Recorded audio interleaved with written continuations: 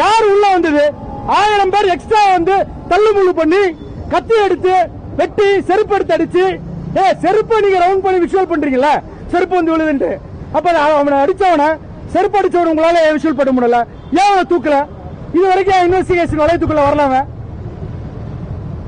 சொல்லுங்க. சொல்ல முடியாது, ஏன்னா அது நம்ம தானே செஞ்சோம். அப்புறம் எப்படி சொல்ல முடியும்?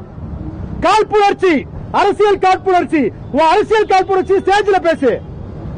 இதே 1977 புரட்சி தலைவர் எம்ஜிஆர் அவர்கள் வரும்பொழுது லட்டி சார்ஜ் பண்ணீங்க, நீங்க லட்டி சார்ஜ் பண்ணீங்க. அதேதான் இன்னைக்கு விஜய்க்கு நடக்குது.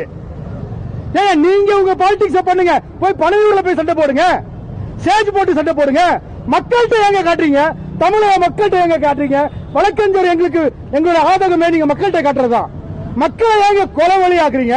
இதுல ஒரு மண்ணாங்கட்டி கேம்பெயினிங் வேற.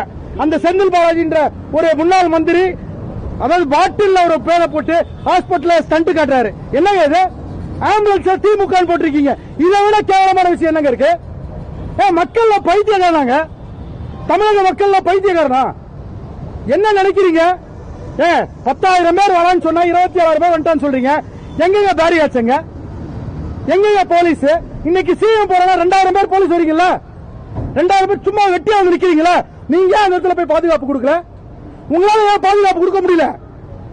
சொல்லுங்க முதலமைச்சர் அவர்களே, சொல்லுங்க. கேவலமான ஸ்டண்ட் பாலிடிக்ஸ் இது. ஒருத்தன் வளர்றான்னா, மக்களுக்காக வளர்றான்னா நீங்க என்ன பண்ணணும்?